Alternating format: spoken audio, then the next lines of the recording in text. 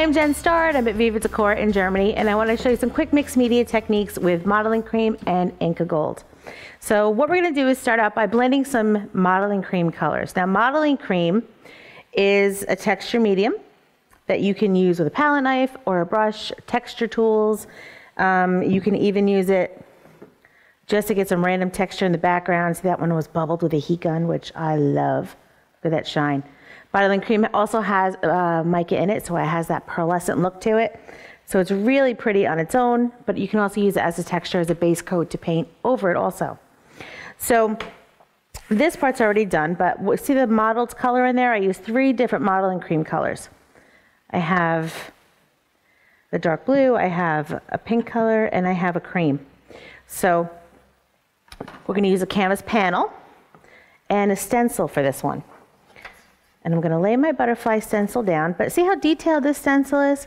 This is one of the reasons I like to use modeling cream, because out of all the things I've ever scraped over a stencil, this by far gets the most detail. It gets very crisp, and it's just very easy to get a nice effect with this. So I'm going to position my stencil and use a palette knife. And just as a rule of thumb, I usually start light to dark. So I'm going to start with my champagne color. And see the shine to that? The pearlescent look to it? Really pretty all on its own. But more color is always better. So this one is hydrangea. So it's kind of a plum. And then we have, which one is this? I think this is marine, which is a darker blue. Okay. So I'm going to get them all ready. See the dark color in that? So I'm going to start with my cream, and I'm going to pick this up from the back of my palette knife so that it's easier to spread. And I'm going to go very gently, just like I'm buttering toast. And I'm just going to hit some random areas of the butterfly. Maybe put a little bit on this one. Then I'll put the excess back in the jar.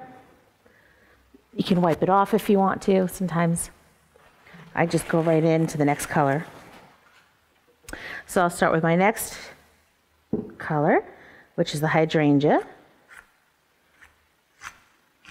And I'm just really, I want a marbled effect. So I'm going to blend the colors as I work with it.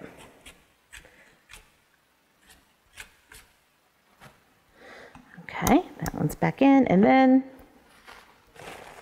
into the blue. And I'm going to pick up all the extra spots that I missed before and blending as I go. So I'm kind of making a purple color here. You could also go back in sometimes with the cream and even make a lighter version of these colors. So it's a nice thing that they're very blendable, but you can see how easily they spread. Very, very creamy and easy to work with. All right. So when you pick this up, get this out of the way. You can see how detailed I got every little thing and how easy that was. Right? All right, now you can hit this with a heat gun. You can let it dry on its own. It dries very quickly. I have one done already. And this one's dry. Now I want to show you, this is on white, of course, but this is also opaque. So here's a sample that you can see the same color. This is gold on top of just a white canvas panel, and then this one's been primed with black. And it's the same color, so it's very opaque and easy to use. So that's just to show you that. Now on this one, we're going to colorize the background. Now because this dries with kind of a slick surface, you can use this as a resist. So I can use something water-based. In this case, I'm going to use Inka Gold. And I'll show you a few of my favorite ways that I use this over the top of something like this to colorize it. So I'm going to take a palette knife to take the color out of the jar. Kind of keeps everything clean that way. So I have a little bit of the yellow gold, and this is turquoise. Just look at this one, it's gorgeous. So Inka Gold is like a beeswax. It's highly pigmented. Also has that pearlescent look to it, so it's going to give a really pretty shine. but it's also water soluble, so you can blend it with water and make a paint out of it. So you can put it very opaque.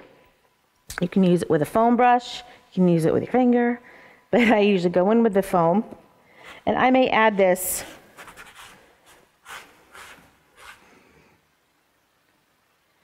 just very simply in random areas. Now I'm going over the modeling cream.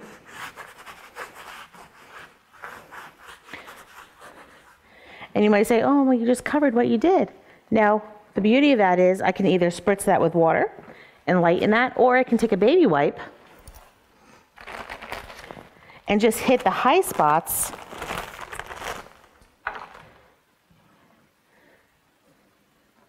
of the butterfly to bring that back, to bring the color right back to the way it was. So that's one way to get it nice and opaque. Now you can also use some water and spritz this a little bit. It's not going to affect the modeling cream because it's dry. And then use a brush to kind of pull that color if you wanted a lighter effect. A little more water. So the Inka Gold will re-wet with the water and give it more of a watercolor effect in the background.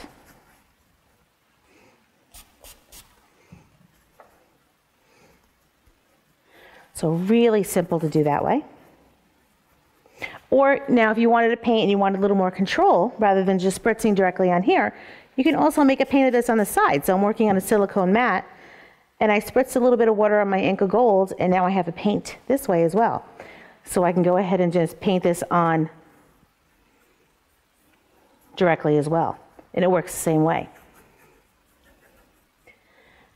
And you can add color as you go, change it up, add more water, but it's a really, really easy, pretty combination to work with.